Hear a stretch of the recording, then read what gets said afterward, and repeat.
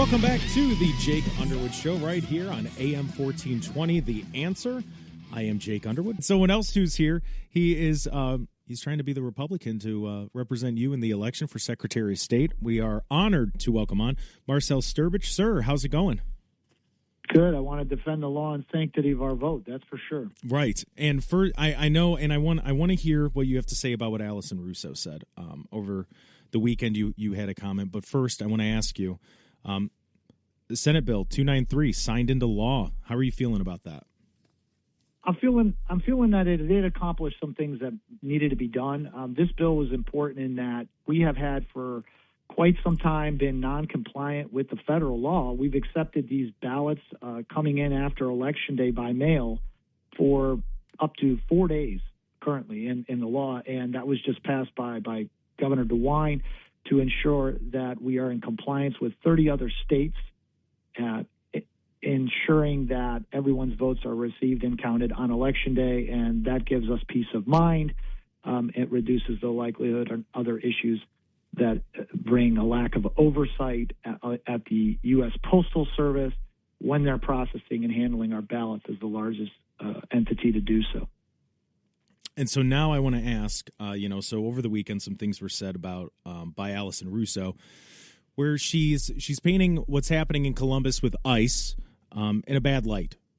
And you had some comments about her criticizing ICE. So what prompted you to want to speak out against, everything that Allison Russo said there? It's a disgusting thing to see law enforcement always get thrown under the bus. I mean, these are men and women, like I was, served the military for 20 years, right? And get asked to follow the law and fulfill their duty to come in and address criminal elements inside of our neighborhoods and our cities. And what I saw from a person who knows better, who's a representative in Ohio, is come out and make a full-throated vilification of ICE by suggesting that they perform their mission in an indiscriminate way, threatening the safety of friends and neighbors. And I think there couldn't be anything further from the truth. If there's anything, our safety is threatened by those who are in this country in ways that have undertaken and done criminal things. And so for her to sensationalize and use that language is more of the same. The Democrats haven't learned anything from 2020, from the summer of love, when they took on law enforcement then, and they continue to do that today. And they do this to pander, right, to collective identity groups. Because the Democrats, they don't want a foreign population that's assimilated. They want them dependent. They want them dependent on them. So this person, Allison, wants to run to be your Secretary of State in November of 2026. And where's the Republican competitor speaking out? The handpicked, and it's my turn Republican for Secretary of State, Robert Sprague. He's not saying a thing. And so I spoke up, and I'm always going to speak up and push back hard against Allison Russo and any of the Democrats, because if she can't enforce or does not, is in opposition to enforcing our laws of the land, then how are we going to trust her to enforce our election laws and stop non-citizens from potentially voting and diluting our votes? That's the bottom line. And so let me ask, do you think this is, I don't want to ask if you think she's genuine with her comments, because I don't want to put you in that position, but do you think that this is a criticism, or do you think this is just a part of her campaign tactics, basically, to just try to get people up and riled up? Yeah, I think this is part of tactics. I mean, she doesn't live in the city. She lives in an upscale suburb outside of Columbus, right? She's not impacted, and this is the thing with so many people that want to wade into this debate, right? They personally don't want to interact on a day-by-day basis with this element that's come into the country, but from afar, they want a virtue signal. They want to feign empathy for these populations. The reality, she's a bought and paid for politician. She has a special interest lobby of immigration lawyers. They make a ton of money fighting these deportation cases. And she's throwing them a bone, and I'm sure come election they'll throw her a bone. And this is how this one hand wipes the other thing. In the meantime, if somebody's daughter is raped, or if there's a DUI and somebody's father is killed by it, okay, you don't hear Allison Russo with empathy for the person who was impacted by that. When we had that school bus incident, that tipped over and was hit in Springfield, that caused us to have to pass a $20 million bill to now lead to seatbelts in school buses, that was a person in this country illegally, okay, from a population group that recently lost its temporary asylum status. And you see these politicians, I don't care if they're Republican or Democrat, either they're silent, that means you're complicit with this. And enough is enough. We have political outsiders, not career politicians like myself, coming in to do the job, and we're not going to sit here and tolerate this kind of rhetoric against law enforcement. That's the bottom line. I stand for the law enforcement. And so let me ask you, because you raise a good question, if someone opposes the enforcement of an immigration law, how can voters trust them to enforce election law? Can you walk us through that logic? Yeah, it's real simple. I mean, we have a number of issues inside of our election system in properly verifying people in the first place. When our country border was flung open and there were over 4 million Social Security numbers issued to non-citizens because they used the back door of temporary asylum and work permits, we allowed, in essence, that loophole to be exploited. In Ohio, you can register with just the last 4 of your Social Security number, or you can simply write none on your paper registration form. Think about that. You will be issued a voter ID number in Ohio. This is the process. I'm explaining to you the process. If you simply fill out the form, the Board of Elections is required to input you into the system to then verify you later.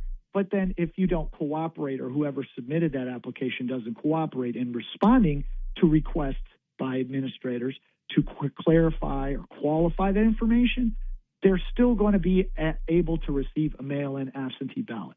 So if you think about the potential of people who came into this country, and you have these aggressive third-party voter registration groups through nonprofits that identify, or for-profits, these population groups and approach them and ask them to vote, the entire system is honor-based. Now, SB 293, which just passed as a bill, does close the loophole on some issues when it comes to voter registration issues, like an incorrect birthday or an ID number that does not match the Bureau of Motor Vehicles or Social Security Administration, but it totally punted on and reduced the verification safeguards for certain types of categories like name mismatches.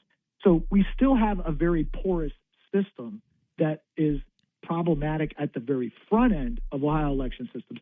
And these resident populations, which were brought in by the tens of thousands and have come into this country, are susceptible to be brought onto voter rolls through any number of means and cast ballots without any ID when voting by mail in Ohio. So I need to back up with something that you said real quick. Are you so because it just sounds ridiculous. So basically what you're saying is, to register to vote, they put in all of their information and then they kind of verify it later, but they really don't dig deep into it. Is that what I'm understanding with this? What I'm saying is, we qualify the information on a form for being filled out. We don't qualify the information on the registration form to vote for correctness. There's a difference between a form being filled out with information, and then there's a difference between investigating it, ensuring that the information is qualified for correctness. And that's what I will be changing as the next Secretary of State in Ohio. Not a single voter registration is going to get onto the voter rolls in the time of my tenure when I'm in that position that has not been qualified for correctness. We're going to apply an industry standard, and this is how we're going to keep our voter rolls clean.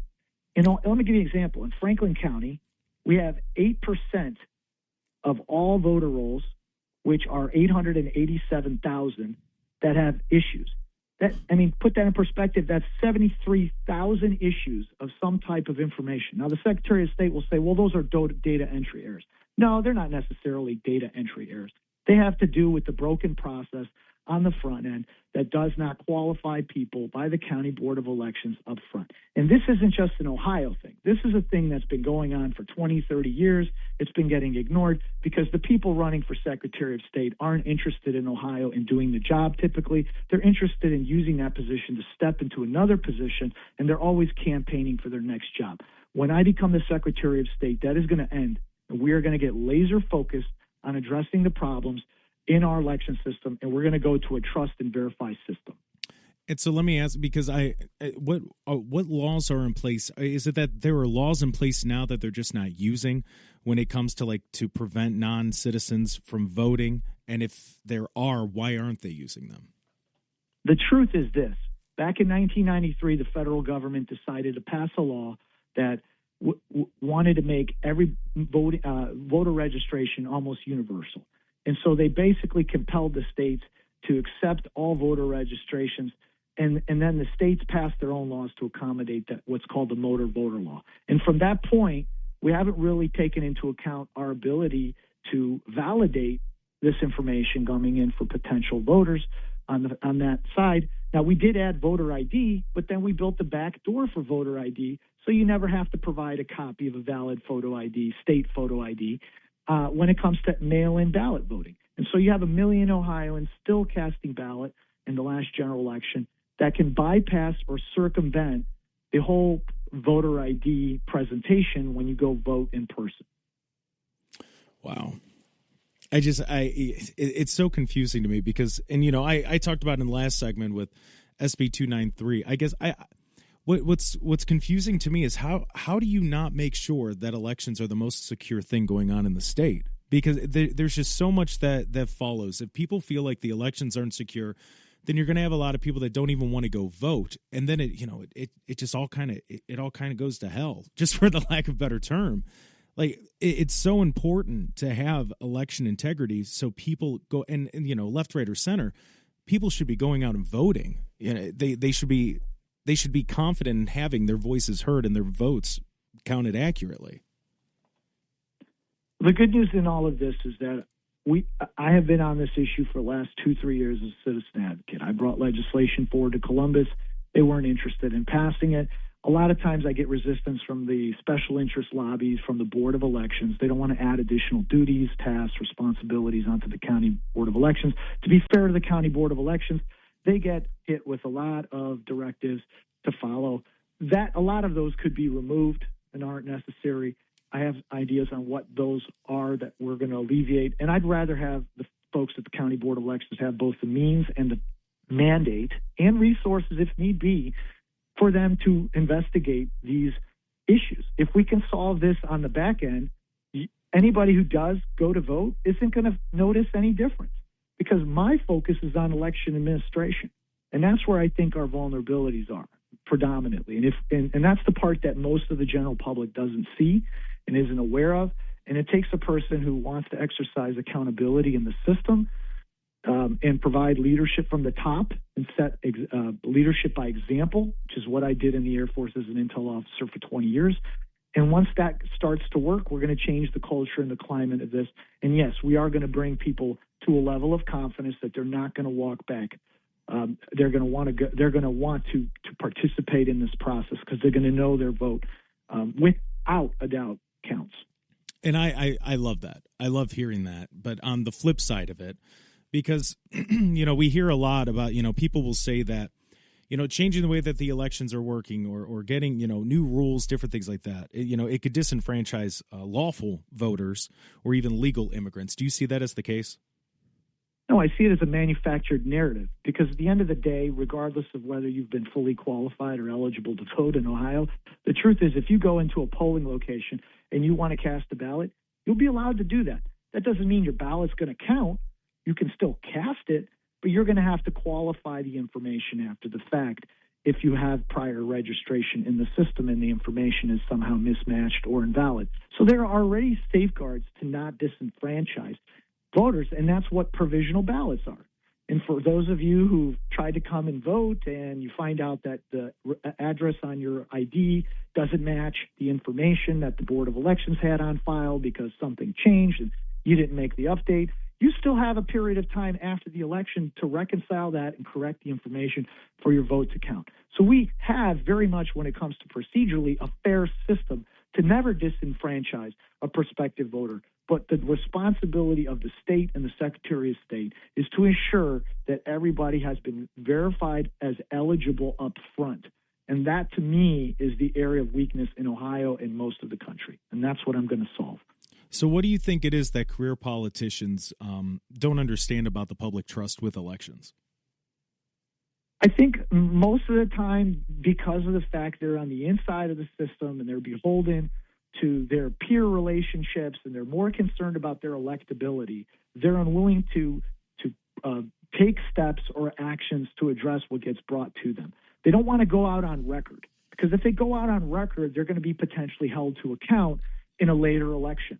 And that's why the mentality of people going into office, Jake, needs to be, hey, I'm going in for 4 years, or I'm going in for 2 years, or I'm going in for 8 years at most, and I'm done, right? Yeah. That's what public service should have been intended for a long time ago. But what has predominated is people get in, they don't want to get out, so now they're going to be subject to all of these counter influences they're going to have from peers and leadership to tell them, if you do this, there's a consequence to that. And we need to be we need to think about the only consequences. What is America's trust in our election system? Because without strong and valid elections, you got nothing. Okay, every single issue that we care about, every campaign, no matter how exceptional it is or what kind of a great candidate is running, none of that matters if your election system isn't 100% airtight. And it never has been 100% airtight. And the solutions are right out there for it to be solved. We just don't have the right people. And now that's why I'm stepping up, because I don't want to sit on the sidelines. We have a president that's very gung-ho about this, that wants to move forward. And I'm backing him. And that's why this candidacy is picking up. I've got a ton of volunteers. I'm building the largest field army. I welcome people to come into this campaign. You want to take back Ohio and Columbus? I'm not here fully handpicked by the establishment. I mean, in spite of that, I am raising a substantial sum of money to win and volunteers, and it can be done. We could win this, but people need to come out May 5th, 2026. That is our primary, and vote for Marcell Strbich for Secretary of State. That is going to be the turning point for us in the state of Ohio for accountable government and to finally solve the issues on the election side that nobody cares to admit. And so let me ask you, let's, May 5th, you brought it up. That's the primary. Let's go to May 6th. Let's say you get it, because I'm loving everything that you're saying. Let's say you get it. How do you make election integrity a winning issue in a general election without alienating, moderate or independent voters? It's really simple. What I'm proposing benefits Republicans, independents, and Democrats. I'm not creating a system to help just Republicans. Right. I'm creating a system that gives every single voting group confidence that the information and the people that are casting their ballots are fully qualified. We should all want that. I'm the only candidate that is for full kimono transparency. Whether the vendors are involved in certifying voting systems, I want the public to see if there's an area of weakness or vulnerability in those systems. I am all for pushing transparency, and I want public oversight. I want Democrats and Republicans to participate in every facet of the process and have access to information so that they can have assurance. And that's the bottom line. There's no other candidate built on ideas and solutions on each and every one of these issues that's been devoted for the last 3 years. I've been preparing for this job without even knowing it, because I didn't intend to run until I saw that there wasn't anybody serious. And now I see a Democrat on the Republican side running for this. And now I see a Democrat that's jumping in and saying irresponsible things, saying that ICE is indiscriminate and that they're out there threatening the safety of our friends and neighbors. I mean, this is absurd, okay? And we cannot allow a person like Allison Russo, and I would be the first to be able to call her out on this and many things, whereas a traditional Republican is going to just rely on the ads and non-voter engagement and the donors and the party support. That's the difference between me. I am out there doing voter engagement. I'm asking for debates. I would debate Robert Sprague tomorrow if he wants it, at a time, place of his choosing, with whatever questions an audience. And I said the same thing to Allison Russo and Brian Hambly, who's running against her. That's what I'm all about, because I know that I know the information on hand, and I want the people of Ohio to know it, that I know it, and that I'm going to fight for them for the next 4 years as a Secretary of State in Ohio. Well, and then to wrap up, of course, we're talking to Marcell Strbich. He's trying to be the Republican candidate for Secretary of State. So let me ask you, because I've heard you speak at events like at McFan, and obviously I've talked to you here. You talk about a lot the sanctity of the vote. What does that mean to you? That's the only voice that we have in the system. We choose by consent of the governed. If we don't have that, what do we have? And when people stay back because they don't feel like their voice is going to make that difference, then we essentially all are in a worse position. So getting people excited about this and recognizing this starts with people who are like us going in and getting involved. And there's nothing more real than me growing up in a restaurant business, working family. My wife's got deep roots in Ohio, near Marysville, dairy farmers. Father was in the Mahoning Valley, put himself through high school working. I mean, you can't find somebody more level-headed and grounded. And now I'm raising 3 kids, and I'm willing to do this even with young children because this country needs people to step up, and that's just my post-9/11 military mindset. I'm ready to take this challenge on, and I know that the people of Ohio who hear me are unanimously going to get behind me because they have been waiting for people like me to come into this system and start to get things done. Marcell, thank you for your time. I wish you and your family the merriest of Christmases and the best of luck moving forward. Merry Christmas. God bless everyone, and Happy New Year. That, of course, is Marcell Strbich. Thank you.